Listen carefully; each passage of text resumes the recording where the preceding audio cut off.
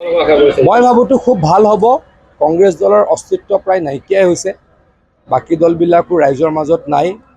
আপোনালোকে দেখিছে দুটা বুথৰ মিটিং, দুটা ৱাৰ্ডৰ মিটিং এখন। এই দুটা ৱাৰ্ডৰ মিটিঙতে হয়তো এই গাঁও দুখনৰ প্ৰত্যেক ঘৰ মানুহে ইয়ালৈকে উঠি আহিছে। গতিকে ই প্ৰমাণ কৰে যে বিজেপিৰ কিমান এই মুহূৰ্তত জনপ্ৰিয়তা আছে। এই জনপ্ৰিয়তাৰ কাৰণ হৈছে নৰেন্দ্ৰ মোদী ডাঙৰীয়া আৰু হিমন্ত বিশ্ব শৰ্মা ডাঙৰীয়া। দুয়োগৰাকী নেতাই দেশৰ কাৰণে, ৰাজ্যৰ কাৰণে কাম কৰিছে আৰু জাগিৰোডত আমিও কিছু কাম কৰিবলৈকে চেষ্টা কৰিছোঁ। আজিৰ পৰা 9 বছৰৰ আগতে যেতিয়া মই জাগিৰোডৰ বিধায়ক হৈছিলোঁ, ৰাস্তা পথ বুলিবলৈ জাগিৰোডত নাছিলেই।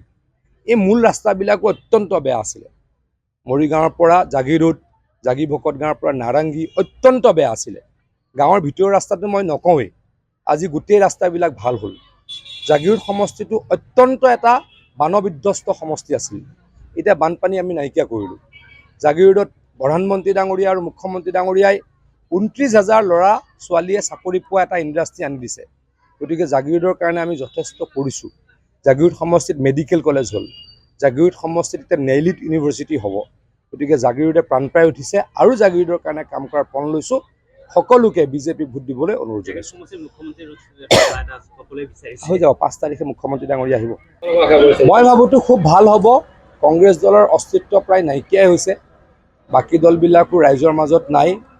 আপোনালোকে দেখিছে দুটা বুথৰ মিটিং, দুটা ৱাৰ্ডৰ মিটিং এখন।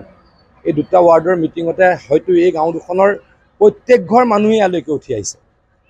গতিকে ই প্ৰমাণ কৰে যে বিজেপিৰ কিমান এই মুহূৰ্তত জনপ্ৰিয়তা আছে। এই জনপ্ৰিয়তাৰ কাৰণ হৈছে নৰেন্দ্ৰ মোদী ডাঙৰীয়া আৰু হিমন্ত বিশ্ব শৰ্মা ডাঙৰীয়া। দুয়োগৰাকী নেতাই দেশৰ কাৰণে, ৰাজ্যৰ কাৰণে কাম কৰিছে আৰু জাগিৰোডত আমিও কিছু কাম কৰিবলৈকে চেষ্টা কৰিছোঁ। আজিৰ পৰা 9 বছৰৰ আগতে যেতিয়া মই জাগিৰোডৰ বিধায়ক হৈছিলোঁ, ৰাস্তা পথ বুলিবলৈ জাগিৰোডত নাছিলেই। এই মূল ৰাস্তাবিলাকো অত্যন্ত বেয়া আছিলে। মৰিগাঁৱৰ পৰা জাগিৰোড, জাগি ভকত গাঁৱৰ পৰা নাৰাংগী অত্যন্ত বেয়া আছিলে। গাঁৱৰ ভিতৰৰ ৰাস্তাটো মই নকওঁৱেই। আজি গোটেই ৰাস্তাবিলাক ভাল হ'ল। জাগিৰোড সমষ্টিটো অত্যন্ত এটা বানবিধ্বস্ত সমষ্টি আছিল। এতিয়া বানপানী আমি নাইকিয়া কৰিলোঁ। জাগিৰোডত প্ৰধানমন্ত্ৰী ডাঙৰীয়া আৰু মুখ্যমন্ত্ৰী ডাঙৰীয়াই 29,000 ল'ৰা ছোৱালীয়ে চাকৰি পোৱা এটা ইণ্ডাষ্ট্ৰী আনি দিছে। গতিকে জাগিৰোডৰ কাৰণে আমি যথেষ্ট কৰিছোঁ। জাগিৰোড সমষ্টিত মেডিকেল কলেজ হ'ল। জাগিৰোড সমষ্টিত এতিয়া নেইলিট ইউনিভাৰ্চিটি হ'ব। গতিকে জাগিৰোডে প্ৰাণপাই উঠিছে আৰু জাগিৰোডৰ কাৰণে কাম কৰাৰ পণ লৈছোঁ। সকলোকে বিজেপি ভোট দিবলৈ অনুৰোধ জনাইছোঁ। হৈ যাব, 5 তাৰিখে মুখ্যমন্ত্ৰী ডাঙৰীয়া আহিব। মই ভাবোতো খুব ভাল হ'ব। কংগ্ৰেছ দলৰ অস্তিত্ব প্ৰায় নাইকিয়াই হৈছে। বাকী দলবিলাকো ৰাইজৰ মাজত নাই। আপোনালোকে দেখিছে দুটা বুথৰ মিটিং, দুটা ৱাৰ্ডৰ মিটিং এখন। এই দুটা ৱাৰ্ডৰ মিটিঙতে হয়তো এই গাঁও দুখনৰ প্ৰত্যেক ঘৰ মানুহে ইয়ালৈকে উঠি আহিছে। গতিকে ই প্ৰমাণ কৰে যে বিজেপিৰ কিমান এই মুহূৰ্তত জনপ্ৰিয়তা আছে। এই জনপ্ৰিয়তাৰ কাৰণ হৈছে নৰেন্দ্ৰ মোদী ডাঙৰীয়া আৰু হিমন্ত বিশ্ব শৰ্মা ডাঙৰীয়া। দুয়োগৰাকী নেতাই দেশৰ কাৰণে, ৰাজ্যৰ কাৰণে কাম কৰিছে আৰু জাগিৰোডত আমিও কিছু কাম কৰিবলৈকে চেষ্টা কৰিছোঁ। আজিৰ পৰা 9 বছৰৰ আগতে যেতিয়া মই জাগিৰোডৰ বিধায়ক হৈছিলোঁ, ৰাস্তা পথ বুলিবলৈ জাগিৰোডত নাছিলেই। এই মূল ৰাস্তাবিলাকো অত্যন্ত বেয়া আছিলে। মৰিগাঁৱৰ পৰা জাগিৰোড, জাগি ভকত গাঁৱৰ পৰা নাৰাংগী অত্যন্ত বেয়া আছিলে। গাঁৱৰ ভিতৰৰ ৰাস্তাটো মই নকওঁৱেই। আজি গোটেই ৰাস্তাবিলাক ভাল হ'ল।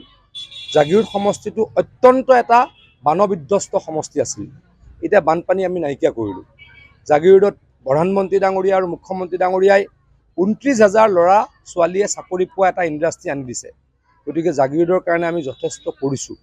জাগিৰোড সমষ্টিত মেডিকেল কলেজ হ'ল। জাগিৰোড সমষ্টিত এতিয়া নেইলিট ইউনিভাৰ্চিটি হ'ব। গতিকে জাগিৰোডে প্ৰাণপাই উঠিছে আৰু জাগিৰোডৰ কাৰণে কাম কৰাৰ পণ লৈছোঁ। সকলোকে বিজেপি ভোট দিবলৈ অনুৰোধ জনাইছোঁ। হৈ যাব, 5 তাৰিখে মুখ্যমন্ত্ৰী ডাঙৰীয়া আহিব।